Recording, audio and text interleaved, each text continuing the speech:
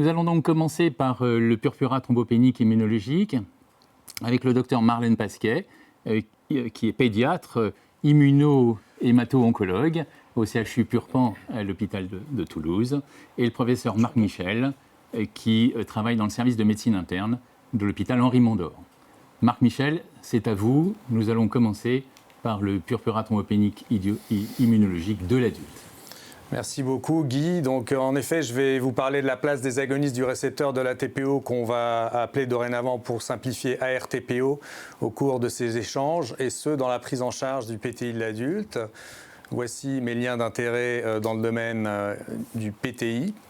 Donc de quoi va-t-on parler aujourd'hui? On va parler de deux molécules qui sont donc des ARTPO, qui sont des molécules qui vont aller activer le récepteur MPL, récepteur pour la thrombopoïétine endogène, qui est un dimère.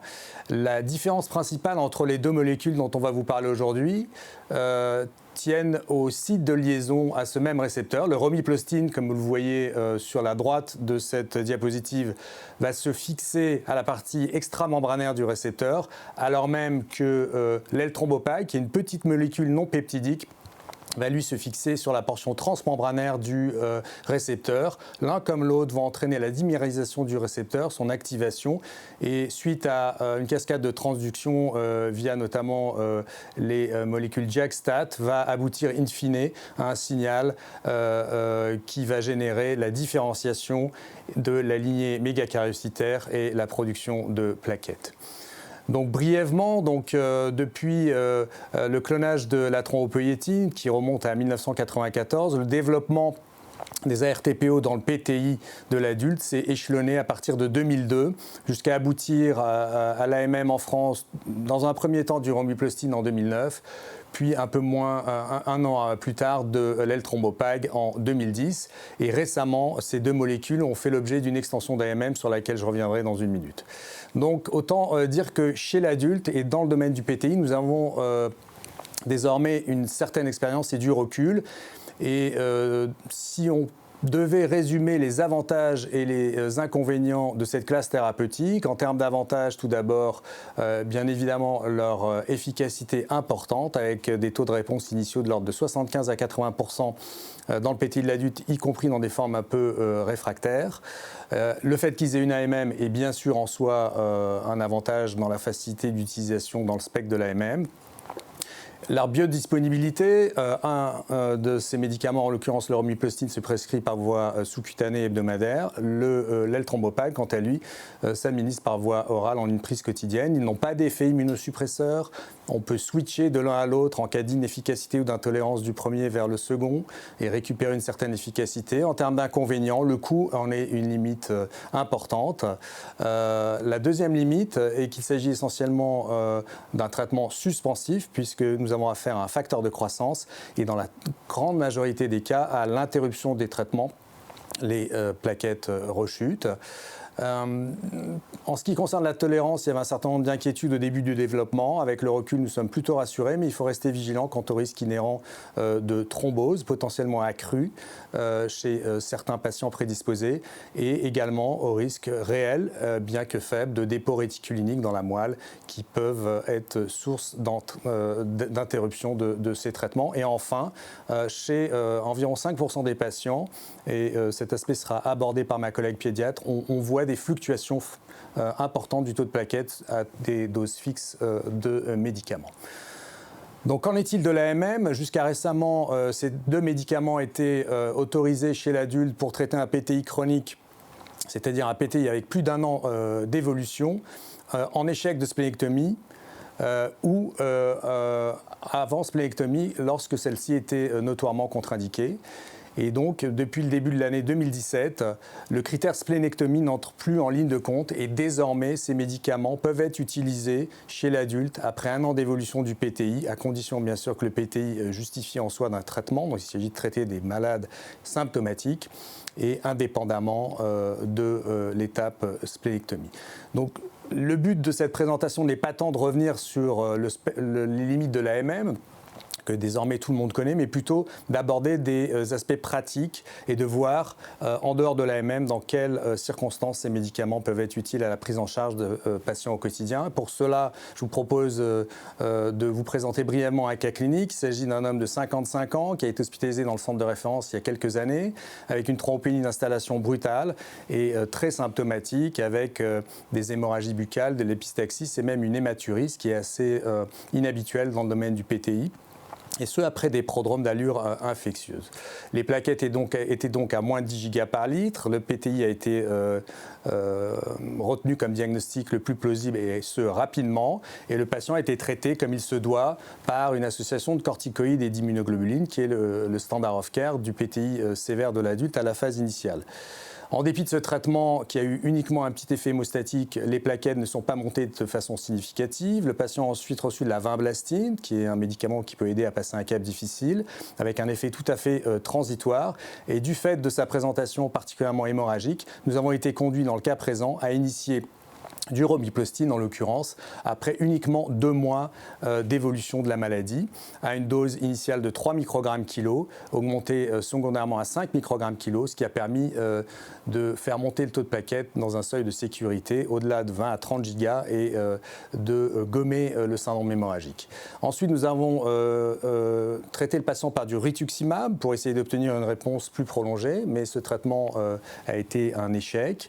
Et donc, nous avons maintenu le patient sur romiplostine pendant plusieurs mois, ce qui lui a évité des hospitalisations itératives et qui a permis encore une fois de nettoyer le syndrome hémorragique initial, jusqu'à arriver à la phase purement chronique. Et au-delà d'un an d'évolution, on sait bien que la probabilité d'une rémission spontanée devient alors très faible.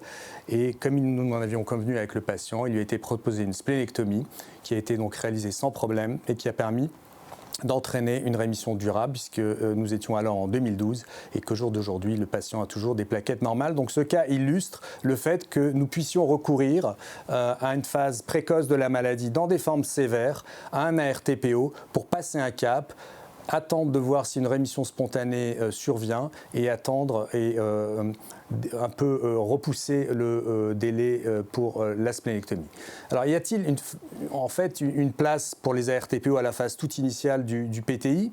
La réponse est non dans 98% des cas, mais comme vous le voyez sur cette figure un peu chargée qui est extraite du protocole national de diagnostic et de soins qui équivaut à des recommandations nationales et dans sa forme actualisée de 2017, vous voyez que le recours aux ARTPO peut, dans des cas tout à fait exceptionnels, être envisagé en cas d'hémorragie mettant en jeu le pronostic vital, hémorragie intracrânienne, hémorragie digestive active avec déglobalisation ou gynécologique, et ce en association aux IGIV, aux corticoïdes, aux transfusions, et notamment chez des patients qui ne répondraient pas à l'association corticoïde-IGIV à dose maximale.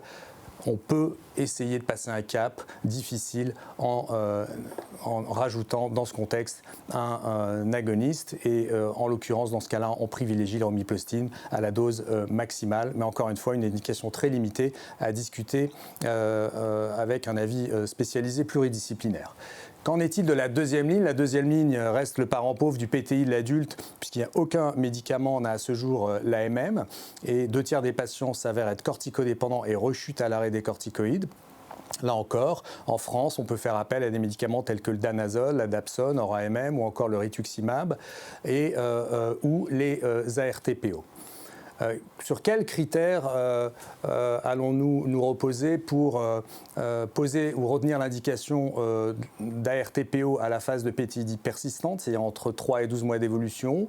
Il est clair que ces médicaments seront privilégiés, d'autant plus que le patient est âgé, qu'il est porteur de comorbidités cardiovasculaires, qu'il est sous antiagrégants, a fortiori sous anticoagulants avec un risque hémorragique élevé, et ou qu'il ait déjà un statut immunodéprimé qui inciterait à ne pas l'exposer au rituximab ou à d'autres traitements immunosuppresseurs. À l'inverse, j'attire votre attention sur le fait qu'il faut rester tout à fait vigilant chez des patients, quel que soit leur âge, qui ont des antécédents de thrombose, thromboembolique avérés et ou des facteurs de thrombophilie reconnus. Alors, si on résume, quelles indications potentielles hors AMM des ARTPO dans le PTI de l'adulte? Donc, j'ai parlé du nivellement diagnostiqué, uniquement en cas de situation mettant en jeu le pronostic vital. Le PTI persistant symptomatique corticodépendant, notamment en échec du rituximab. Et une troisième indication peut-être de façon ponctuelle une préparation à un acte invasif ou à une chirurgie programmée, notamment lorsque le patient est notoirement peu ou pas corticosensible, peu ou pas sensible aux IGIV. Et c'est une indication à laquelle on recourt de façon ponctuelle. Encore une fois, cela doit être discuté de façon pluridisciplinaire. Dans les PTI secondaires, sur la base d'études observationnelles rétrospectives, les ARTPO semblent à peu près aussi efficaces que dans le PTI primaire, mais j'attire votre attention sur le fait que leurs indications ne doivent pas être galvaudées, notamment dans des contextes type lupus, SAPL, sous peine d'exposer le patient à un risque accru thromboembolique. Et enfin, dans les myélodysplasies, quand bien même certaines formes de thrombopénie ont une médiation immunologique, ce traitement doit être évité et uniquement les patients inclus dans des protocoles peuvent être exposés à ce type de traitement dans l'attente de résultats complémentaires, car des cas d'apparition de blast dans le sang périphérique ont été décrits dans des études en phase préliminaire. Donc la prudence s'impose. Alors en pratique, comment utiliser et gérer ces médicaments ? Pour ce qui est du Romiplostim, nous avons tendance au centre de référence à ne pas respecter à la lettre les indications du Vidal, à savoir ne pas commencer à la dose minimale d'un microgramme pour aller progressivement jusqu'à 10 microgrammes kilo, car cela pourrait prendre plusieurs semaines, voire quelques mois. Nous débutons généralement quand l'indication est retenue à 3 microgrammes kilo, quand le patient est peu symptomatique ou non symptomatique. Nous débutons à une dose intermédiaire de 5 microgrammes kilo quand le syndrome hémorragique est présent et relativement inquiétant avec des signes muqueux, des bulles hémorragiques ou des épistaxis. Et dans les cas très particuliers de mise en jeu du pronostic vital, nous démarrons d'emblée à 10 microgrammes kilo, quitte à rétropédaler ensuite si les plaquettes montent rapidement et a fortiori s'il y avait une thrombocytose. En cas de fluctuation des plaquettes, je vous incite à ne pas modifier en permanence les dosages sous peine de courir après un taux de plaquettes normal et de générer du stress chez le patient. En ce qui concerne l'altrombopag, la fenêtre de dose est plus restreinte. On débute généralement, si la situation n'est pas critique, à 50 mg par jour en une prise à distance des repas, 25 mg chez les sujets originaires du sud-est asiatique. On attend 2 semaines et on augmente jusqu'à 75 mg en l'absence de réponse. Et chez un patient plus symptomatique, on a tendance à démarrer à 75 mg par jour d'emblée, en sachant que dans le PTI, nous ne sommes pas autorisés à aller au-delà. Je vous remercie. Merci Marc Michel. Et donc nous allons passer à l'aspect pédiatrique avec le docteur Marlène Pasquet. Marlène, c'est à vous. Je vous remercie Guy. Donc on va parler de la place des analogues du récepteur, la thrombopoïétine chez l'enfant, à travers un petit cas clinique donc de Margot, 1 an, pour laquelle on diagnostique un PTI aigu, sans antécédents notables, on met un sarcome chez la maman, mais non hématologique, et qui non plus n'avait pas de signe de thrombopénie constitutionnelle ou de déficit immunitaire, élément important à cet âge. Elle avait une présentation très symptomatique avec des hémorragies cutanéo-muqueuses, un Buchanan à 3 et un taux de plaquettes très bas. Chez cette petite Margot de 1 an, en première ligne, on s'est posé la question du traitement qu'on pouvait proposer, des immunoglobulines, l'azathoprine, la splénectomie, les ARTPO, les corticoïdes per-os. Donc chez cet enfant qui présente un PTI aigu standard, entre guillemets, on va proposer un traitement soit par immunoglobuline intraveineuse, soit par corticoïdes per-os, sachant que les agonistes de récepteurs à la thrombopoïétine ne sont pas indiqués en phase aiguë chez cet enfant. Donc on retrouve Margot, 3 ans, qui a grandi, qui a été traitée par immunoglobuline et corticoïdes, qui a évolué vers un PTI chronique de plus d'1 an d'évolution et qui a présenté une hémorragie viscérale digestive sévère avec un hématome duodénal, ce qui est assez inhabituel dans les formes hémorragiques, assez rare, avec une réponse qui était globalement médiocre à la fois aux immunoglobulines intraveineuses et une corticodépendance de haut grade chez une enfant en croissance. Donc à ce moment-là, on s'est posé la question d'une alternative thérapeutique chez cet enfant qui avait une hémorragie digestive menaçante. Donc on pouvait proposer soit des anti-CD20, soit la splénectomie, soit l'azathoprine, soit les ARTPO, soit poursuivre les immunoglobulines seules. Donc chez cet enfant, la poursuite des immunoglobulines seules n'était pas envisagée compte tenu de l'inefficacité. La splénectomie d'emblée, on va en reparler, on a essayé d'éviter. Donc on pouvait proposer soit des anti-CD20, soit de l'azathoprine, soit des analogues de récepteurs à la thrombopoïétine. Alors on a choisi dans un premier temps de mettre en place un traitement par anti-CD20 associé à des immunoglobulines intraveineuses et des transfusions plaquettaires devant la persistance d'un syndrome hémorragique digestif avec un hématome de la paroi duodénale qui se majorait. Donc on a décidé dans un deuxième temps de mettre en place un traitement par ARTPO. Donc on a débuté le Romiplostimme de façon hebdomadaire. Alors pourquoi, en alternative à la splénectomie, on a pu mettre en place ce traitement pour retarder ou éviter cette splénectomie. On va en reparler chez l'enfant petit de moins de 5 ans dont le système immunitaire n'a pas une maturité encore parfaite. Alors, les agonistes du récepteur à la thrombopoïétine, mon collègue en a parlé, donc il y a le Romiplostimme et l'L-Thrombopag. Ce sont deux molécules utilisables chez l'enfant, en sachant que le Romiplostimme n'a pas d'AMM chez l'enfant actuellement et que l'L-Thrombopag a obtenu un AMM en pédiatrie en avril 2016. On a des données qui concernent environ 100 enfants publiés pour le Romiplostimme et 200 environ enfants pour l'L-Thrombopag. Mon collègue a parlé des différentes formes et modalités d'administration.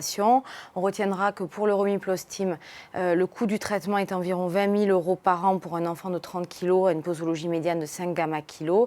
Et pour l'L-Thrombopag, pour une posologie moyenne de 50 mg par jour, un coût légèrement plus élevé à 27 000 €. Alors, rapidement sur les études, le Romiplostimme, il y a eu des études publiées qui sont essentiellement des petites cohortes. Une étude de phase 3 récente, donc publiée dans le Lancet, qui est la plus grosse cohorte de 62 patients, randomisés versus placebo, avec une inclusion d'enfants qui présentaient un PTI persistant de plus de 6 mois. Chez ces enfants, donc on a évalué la réponse globale, qui était une réponse plaquettaire sur 6 semaines, qui était de 71%, avec une réponse durable de 50%, en sachant que dans cette cohorte, on n'a pas montré qu'il y avait une diminution du syndrome hémorragique, probablement sur une durée d'évaluation courte de 6 semaines, avec une montée progressive qui n'a pas permis de voir d'efficacité clinique, enfin de la mettre en évidence notable. Il n'y a pas eu de considération sur la sécurité dans cette étude. Concernant l'L-Thrombopag, on a eu 2 études internationales qui sont maintenant fermées, Petit et Petit 2. L'étude Petit a inclus 50 patients et l'étude Petit 2, 63 patients. Étude randomisée de phase 3 versus placebo. Et donc dans la phase de randomisation, on a observé une réponse plaquettaire pour 40% des enfants. Et surtout, dans la phase d'extension, on a pu observer une diminution du syndrome hémorragique chez ces patients, mais élément qui permettait sur la longueur de pouvoir mettre en évidence aussi une réduction du recours aux thérapeutiques alternatives. Alors là, c'est un exemple, on en a parlé tout à l'heure, de la fluctuation donc, chez nos patients des chiffres plaquettaires. On retrouve en haut à droite sur la vignette donc, la petite Margot que l'on a suivie, qui présentait donc, une fluctuation du chiffre plaquettaire durant son suivi, et d'autres patients qui ont été traités par différents centres en France par des pédiatres. Donc il s'agit là aussi d'un traitement suspensif avec une efficacité, c'est environ 50% des enfants de notre petite cohorte, et la nécessité d'un suivi à long terme de ces patients, et notamment d'un suivi médulaire compte tenu de l'absence de données de toxicité chez ces enfants. Alors on retrouve Margot qui a 9 ans maintenant, qui allait mieux, puis qui a présenté une rechute en fait de son PTI, assez symptomatique à l'âge de 8 ans, avec une altération de sa qualité de vie chez une enfant désireuse de notre traitement. Donc qu'est-ce qu'on peut proposer à cet enfant ? Soit de l'azathioprine, soit on reprend les anti-CD20, est-ce qu'on propose une splénectomie, est-ce qu'on reprend les analogues, ou est-ce qu'on propose de la cyclosporine ? Alors dans ce cadre, on peut effectivement, on a une indication à pouvoir proposer des immunosuppresseurs comme l'azathioprine et la cyclosporine, mais le traitement de référence et celui qui donne les meilleurs résultats chez l'enfant reste la splénectomie. La place des analogues du récepteur à la thrombopoïétine peut être soit un choix du patient chez des enfants et des parents des familles qui refusent la splénectomie, soit permet aussi d'arriver à la splénectomie dans les meilleures conditions. Et c'est ce qui a été choisi chez cet enfant qui est actuellement en rémission, comme le patient adulte à distance. Donc, pour revenir un petit peu sur les données de toxicité qui sont les éléments qui nous préoccupent chez un enfant jeune, donc les effets indésirables de classe, on en a parlé, ils sont les mêmes chez l'enfant. Les considérations de thrombose sont moins importantes chez l'enfant, probablement parce qu'il n'y a pas de facteur de risque associé. Les dépôts réticuliniques réversibles ont été très peu étudiés et restent une considération à long terme, de même que la myelofibrose et les pathologies malignes pour lesquelles on n'a pas de réponse chez l'enfant et ce pourquoi on propose une surveillance médulaire rapprochée. On a édité, issu de cette publication et des observations par les pédiatres en France du groupe Cérevance, des recommandations dans l'utilisation de ces ARTPO qui ont été publiées en 2015 dans la revue d'hémato-oncologie pédiatrique. Donc, les indications restent les mêmes que l'adulte pour le PTI aigu persistant ou chronique avec un syndrome hémorragique menaçant et pour le PTI chronique chez l'enfant qui présente un syndrome hémorragique sévère avec une altération de la qualité de vie, un retentissement scolaire et qui est réfractaire à 2 lignes de traitement. On peut aussi, pour encadrer un geste chirurgical chez les enfants qui présentent un PTI chronique répondant mal aux immunoglobulines et à la corticothérapie, utiliser cette thérapeutique. Donc en conclusion, on peut dire que chez l'enfant, l'équilibre bénéfice-risque est globalement favorable, qui a donc ces effets d'oscillation qu'on observe aussi chez l'adulte, les mêmes effets suspensifs, une mauvaise connaissance actuellement de la pharmacocinétique, de la toxicité, notamment à long terme, qui est une préoccupation des pédiatres, qui incite à une prescription encadrée. Et c'est pour ça que donc, je vous incite à pouvoir demander l'avis des pédiatres du groupe Cérevance et de pouvoir inclure ces patients dans notre étude prospective observationnelle qui s'appelle Observance Vigicare. La dernière considération reste le coût, on en a parlé, et les limites et l'arrêt du traitement. Ce ne sont pas des éléments encore bien définis. Merci beaucoup Marlène, merci à vous deux. Donc, des questions sont arrivées. Marc, on va commencer par vous. Pourquoi n'utilise-t-on pas de la thrombopoïétine ? Pourquoi un analogue du récepteur si on fait référence à ce qui est utilisé pour stimuler l'érythropoïèse ou la granulopoïèse ? C'est une très bonne question. Alors, en fait, à la fin des années 90 et peu de temps après le clonage successivement de la thrombopoïétine et de son récepteur, effectivement a été développée une thrombopoïétine recombinante et des essais ont été initiés chez le volontaire sain puis dans la sphère oncologique. Et en fait, ces essais ont été rapidement interrompus, puisque notamment chez des volontaires sains, on a vu apparaître des anticorps anti-thrombopoïétine. Et en fait, à l'arrêt de l'exposition à la thrombopoïétine recombinante, on a vu des thrombopénies profondes, symptomatiques, avec un effet rebond. Et donc le caractère immunogène de la thrombopoïétine recombinante a entraîné l'arrêt prématuré de son développement. Et il a fallu environ une dizaine d'années pour que se développent des analogues du récepteur à la thrombopoïétine n'ayant pas d'homologie de structure avec la thrombopoïétine endogène et n'ayant pas cet effet immunogène. Aucun effet immunogène n'est observé aujourd'hui. Alors, il y a quelques cas d'apparition d'anticorps anti-romiplostine qui ont été décrits dans la littérature et dans les études pivotales, mais il ne semble pas que ces anticorps aient un effet bloquant et soient un facteur prédictif d'échec au traitement. Vous avez 2 analogues chez l'adulte. Comment choisissez-vous l'un ou l'autre ? Et vous arrive-t-il d'utiliser l'un puis l'autre ? Alors, absolument. Alors, les critères de choix, il y a les critères médecins et les critères patients. Les critères médecins, c'est clair que si on a affaire à un patient âgé avec des comorbidités, polymédicamenté, et a fortiori s'il a des troubles cognitifs, on va privilégier le romiplostine, la voie parentérale, administration par une infirmière, on est à peu près sûr de ce qu'on fait. Si on n'est pas dans ce cadre-là, moi, très clairement, j'explicite le mécanisme d'action de cette classe thérapeutique. J'expose aux patients les alternatives, la sous-cutanée versus la voie orale, et je laisse le libre choix aux patients. Si encore une fois on n'est pas dans une urgence et dans une gravité du PTI majeur, dans ce cas-là je privilégie le romiplostine à la dose maximale. Et quand on laisse le choix au patient, l'expérience montre que dans 2/3 à 3/4 des cas, le patient préfère commencer par le produit par voie orale, en l'occurrence le thrombopag. Est-ce qu'on passe de l'un à l'autre ? Oui. En cas d'échec avéré à l'un, comme l'ont montré certaines études rétrospectives, dans à peu près un cas sur 2, on peut récupérer et obtenir une efficacité avec le deuxième lorsque le premier est inefficace. Et probablement cela tient au fait qu'il ne se lie pas au même site sur le récepteur à la TPO. Et cela est bien sûr également vrai en cas d'intolérance au premier produit, par exemple des céphalées invalidantes. On peut tout à fait switcher pour l'autre produit sans que pour autant l'effet secondaire se reproduise. Faut-il faire chez l'adulte, avant de mettre en route ce traitement, un bilan spécifique ? Et quel est le suivi que vous recommandez ? En particulier, le suivi de la numération plaquettaire, mais aussi le suivi de telle ou telle complication, en tout cas le suivi médulaire par exemple. Alors, je dirais que le meilleur bilan, c'est un interrogatoire bien conduit sur les antécédents. Sur le plan biologique, clairement, on ne fait pas de bilan thrombophilie exhaustif, ça n'a pas de sens, ça n'a pas de raison d'être, ce serait trop coûteux et pas pertinent. Le seul test qu'on fait, mais peut-être du fait de notre fibre interniste, c'est on recherche des anticorps anti-cardiolipine et un anticoagulant circulant lupique. C'est le seul facteur de thrombophilie acquise qu'on va rechercher. Et c'est vrai qu'on sera moins enclin à prescrire cette classe thérapeutique si ces anticorps sont positifs. Et sinon, encore une fois, c'est l'interrogatoire sur d'éventuels antécédents thromboemboliques. Pour ce qui est de la surveillance, au début, à la mise en route du traitement, on fait une numération hebdomadaire. Une fois qu'on atteint un plateau, avec un bon équilibre, une dose stable, des plaquettes qui fluctuent de façon modérée, on part sur une base d'une numération mensuelle.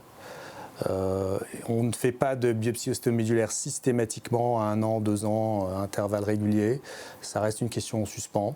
Je pense qu'il est licite de contrôler au moins le myélogramme chez un patient qui aurait répondu pendant plusieurs mois ou années à un agoniste. Et si vous voyez l'efficacité diminuer au fil du temps, ou a fortiori s'il y a des modifications de la numération au-delà des lignées plaquettaires, il est licite de contrôler le myélogramme au minimum, voire la biopsie ostéomédulaire. Je reviendrai vers vous après, Marc, mais avec Marlène, vous, dans la présentation du cas clinique, vous avez cité qu'à l'âge de 3 ans, vous ne souhaitiez pas faire de splénectomie. Vous pouvez nous redire un petit peu les conseils et pourquoi vous n'avez pas fait de splénectomie à 3 ans? Alors, le problème de la splénectomie chez l'enfant petit, c'est que la rate est un organe immunologique et que le système immunitaire est encore en maturation. Qu'en fait, quand on enlève la rate à un enfant tout petit, on lui fait courir un risque d'infection et notamment un germe encapsulé plus important. Alors, bien sûr, il y a l'ère des vaccinations, mais on sait que le risque immunologique est important. Et d'autre part, chez l'enfant tout petit, le PTI peut révéler ou être le marqueur d'un déficit immunitaire. Donc, on rajoute un facteur de risque immunologique. De déficit immunitaire et on a vu en fait chez des enfants petits par expérience que ces enfants présentaient des complications infectieuses sévères après splénectomie. Donc on essaie de retarder au maximum la splénectomie qui généralement est réservée à l'enfant de plus de 5 ans et qui reste quand même le traitement de référence pour ces patients. On a vu dans vos 2 observations des patients qui présentaient des syndromes hémorragiques sévères. Qu'en est-il chez l'enfant de l'altération éventuelle de la qualité de vie dans certains choix thérapeutiques ou certaines décisions thérapeutiques? Alors c'est une question difficile parce qu'il y a des outils d'évaluation de qualité de vie mais qui sont mal appliqués, difficiles en consultation à vraiment avoir le temps de se poser. Après, les patients décrivent tous une certaine fatigue. Je pense qu'il faut la prendre en compte parce que quand on interroge finement les patients, ils nous disent tous qu'ils sont fatigués. Et surtout, chez l'enfant, ils ont une limitation à la qualité de vie qui est essentiellement en sport, à pouvoir faire leurs activités de tous les jours. Donc cette qualité de vie, on essaie de la prendre en compte. Et on essaie effectivement de pouvoir proposer ces thérapeutiques quand on pense qu'elle est vraiment altérée, qu'elle empêche l'enfant de pouvoir faire ses activités quotidiennes.